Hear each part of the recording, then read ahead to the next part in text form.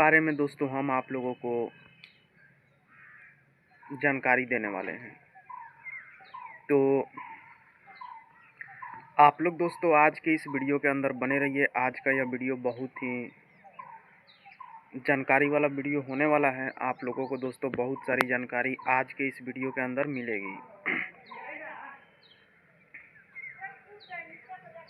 हम आप लोगों को वो सभी बातें बताएंगे जो मुंबई में जो बातें महत्वपूर्ण थी बॉलीवुड की शुरुआत करने के लिए। तो मुंबई में बॉलीवुड की शुरुआत एक ऐतिहासिक और सामाजिक प्रक्रिया का हिस्सा है दोस्तों। ये बात आप लोगों ने बिल्कुल सही सुना। मुंबई में दोस्तों बॉलीवुड का जो शुरुआत है वो एक काफ़ी अच्छा हिस्सा है जो 20वीं सदी की शुरुआत में शुरू हुई। इसके पीछे कई कारण और घटनाएं थी। आइए हम संक्षेप में समझते हैं। सबसे पहले हम लोग भौगोलिक और आर्थिक कारण बात करेंगे। भौगोलिक और आर्थिक कारण के बारे में हम लोग बात करेंगे कि किस प्रकार से भौगोलिक और आर्थिक कारण जो है वो बॉलीवुड के शुरुआत में अपना महत्वपूर्ण भूमिका निभाया। तो मुंबई उस समय एक महत्वपूर्ण बंदरगाह शहर था दोस्तों। जब मुंबई में बॉलीवुड की शुरुआत नहीं हुई थी तब उस समय दोस्तों मुंबई एक जो था वो एक महत्वपूर्ण बंदरगाह वाला शहर था। आप लोगों ने बिल्कुल सही सुना दोस्तों, जहां उद्योग, व्यापार और वित्तीय गतिविधियां केंद्रित थी। यहां पहले ही प्रिंटिंग प्रेस, थिएटर और कला संस्कृति का माहौल विकसित हो चुका था। उसके बाद पहली भारतीय फिल्म के बारे में हम आप लोगों को जानकारी देंगे। तो 1913 में दादा साहब फाल्के ने भारत की पहली पिक्चर फिल्म राजा हरिश्चंद्र बनाई, जो मुख्य फिल्म थी। इसे भारतीय सिनेमा की शुरुआत माना जाता है। यह फिल्म मुंबई में ही बनाई गई थी। अब चलिए हम आप लोगों को स्टूडियो और तकनीकी विकास के बारे में बातों को बताते हैं। स्टूडियो और तकनीकी विकास के बारे में हम आप लोगों को चलिए जानकारी दे देते हैं। इसके बारे में भी जानना दोस्तों आप लोगों के लिए बहुत ही अच्छी और महत्वपूर्ण बात है। तो 1920 से 1930 के दशक में कई फिल्म स्टूडियो जैसे बॉम्बे टॉकीज, प्रभात फिल्म कंपनी और बाद में राज कपूर का आरके स्टूडियोज आदि फिल्म मुंबई में स्थापित हुआ। साउंड फिल्मों की शुरुआत 1931 में हुई जब आलम आरा मुंबई में रिलीज हुई दोस्तों। पहले तो मुंबई में ऐसे फिल्मों को बनाया जाता था जिसके अंदर दोस्तों बिल्कुल भी आवाज़ नहीं होता था। उसमें सिर्फ दोस्तों फिल्मों को चलाया जाता था। लेकिन जब मुंबई में दोस्तों आलम आरा नाम का फिल्म को रिलीज किया गया तो उस फिल्म में दोस्तों हम लोगों को फिल्म के साथ साथ आवाज़ भी देखने के लिए मिला, जो काफ़ी ज़्यादा महत्वपूर्ण बात है। अब हम बात करेंगे मुंबई का आकर्षण। मुंबई के आकर्षण के बारे में अब हम आप लोगों को दोस्तों बातों को बनाएंगे, तो मतलब बातों को बताएंगे। तो देश भर से लेखक, अभिनेता, निर्देशक और तकनीशियन मुंबई आने लगे क्योंकि यहीं फिल्म निर्माण की अधिकतम सुविधाएं उपलब्ध थी। यह शहर फिल्मी सपनों का केंद्र बन गया। बॉलीवुड नाम कैसे पड़ा दोस्तों? मुंबई का जो था वो बॉलीवुड नाम कैसे पड़ा, इसके बारे में हम आप लोगों को दोस्तों जानकारी देने वाले हैं। इसके बारे में आप लोगों को दोस्तों बहुत सारी महत्वपूर्ण और जानकारी वाला बात जानने के लिए मिलेगा। तो बॉलीवुड शब्द बॉम्बे और हॉलीवुड को जोड़कर बना है। यह बाद में प्रचलन में आया, लेकिन फिल्मी इंडस्ट्रीज 1910 के दशक से ही सक्रिय थी। अब चलिए हम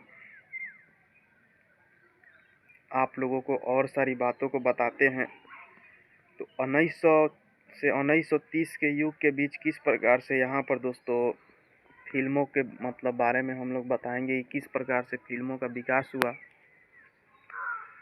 तो 1913 में राजा हरिश्चंद्र भारत की पहली मुख्य फिल्म थी। कई मुख्य फिल्में बनती रही, ज़्यादातर धार्मिक और पौराणिक विषयों पर दोस्तों।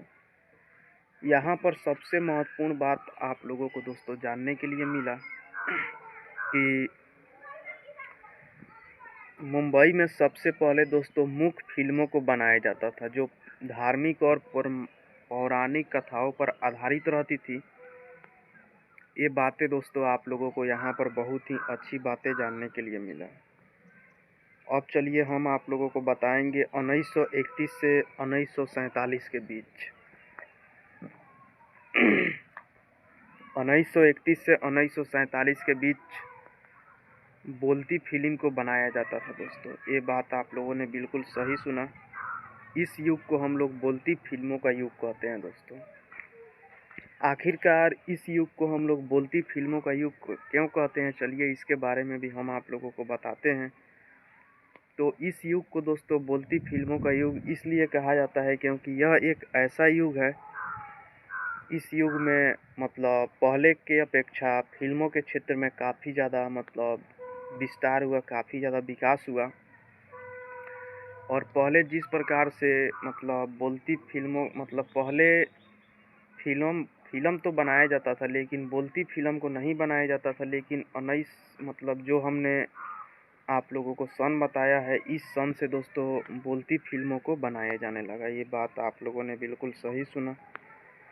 अब हम लोग बात करेंगे 1960 से 1980 के बीच। 1960 से 1980 के बीच हम लोग व्यावसायिक सिनेमा और सितारों का युग के बारे में बात करेंगे। 1960 और 1980 के बीच व्यावसायिक सिनेमा और फिल्मी सितारों का युग कहा जाता है। इसके बारे में हम आप लोगों को चलिए बातों को बताते हैं। तो रंगीन फिल्मों का दौर शुरू हुआ 1960 से 1980 के बीच दोस्तों। रंगीन फिल्मों का युग शुरू हुआ। राजेश खन्ना, अमिताभ बच्चन जैसे सुपरस्टार आए। शोले, दीवार, अमर अकबर, एथनी जैसे ब्लॉकबस्टर फिल्में बनी। अब हम बात करेंगे 1980 से 2000 के बीच। तो विविधता और ग्लोबल अपील, इसके बारे में हम चलिए आप लोगों को दोस्तों बातों को बताते हैं। तो हम आप लोगों को दोस्तों बता दें कि 1990 से 2000 के बीच दोस्तों जो फिल्मों का निर्माण हुआ, वो फिल्म दोस्तों ऐसी फिल्में थी जो रंगीन फिल्में बनाई जाने लगी। हम लोग दोस्तों रंगीन फिल्मों के बारे में भी आप लोगों को बताएंगे कि आखिरकार रंगीन फिल्में क्या होती है। इसके बारे में हम आप लोगों को दोस्तों जो भी जानकारी वाला बात है उन बातों को बताएंगे। तो रंगीन फिल्में दोस्तों ऐसी फिल्में होती है जो जिसके अंदर जो भी दोस्तों फिल्मों को शूटिंग किया जाता है वो उसमें रंगीन कैमरों, रंगीन पर्दों की मदद से फिल्मों को बनाया जाता है। और उस फिल्म में आवाज़ के साथ साथ हम लोगों को बहुत ही अच्छी रंगीन दृश्य देखने के लिए मिलता है। पहले की फिल्में जो होती थी वो रंगीन फिल्में नहीं होती थी। पहले के फिल्मों में दोस्तों हम लोगों को कभी आवाज़ देखने के लिए मिलता था, कभी नहीं देखने के लिए मिलता था। और उस समय जो भी फिल्में होती थी वो सफ़ेद हुआ करती थी दोस्तों। सफ़ेद पिक्चर वाला फिल्म होती थी, सफ़ेद पर्दा वाला। लेकिन आज की जो भी फिल्में हैं दोस्तों वो रंगीन फिल्में मतलब है। और उसमें दोस्तों जिस प्रकार से हम लोग सीन को शूट करेंगे उसी प्रकार से हम लोगों को फिल्मों में भी सीन देखने के लिए मिलेगा। तो आज का फिल्मी दौर में काफ़ी ज़्यादा बड़ा बदलाव हो चुका है। और इसी बदलाव के कारण आज हमारा जो मुंबई है वो बॉलीवुड और फिल्मों के क्षेत्र में दोस्तों काफ़ी ज़्यादा आगे बढ़ रहा है। ये सब बातें फिल्मों के बारे में दोस्तों बहुत ही अच्छी और जानकारी वाला बात है। आप लोगों को दोस्तों इन सभी बातों पर भी काफ़ी ज़्यादा ध्यान देने की कोशिश करना चाहिए। और कोशिश करना चाहिए कि आप लोग फिल्मों की दुनिया में मतलब जो भी है उन सभी लोगों को आगे बढ़ाने की कोशिश करें। फिल्मी दुनिया को दोस्तों आप लोगों को भी आगे बढ़ाने की कोशिश करना चाहिए। तो ये सब जितने भी बातें हमने आप लोगों को बताया, ये सब बातें दोस्तों बहुत ही अच्छी और महत्वपूर्ण बात है। अगर आप लोग दोस्तों इन सभी बातों पर ध्यान देते हैं तो फिर हमारा भी देश फिल्मों की देश बन जाएगा और फिल्मों की दुनिया में काफ़ी ज़्यादा आगे बढ़ेगा दोस्तों। ये सब बात है। जो काफ़ी ज़्यादा महत्वपूर्ण है।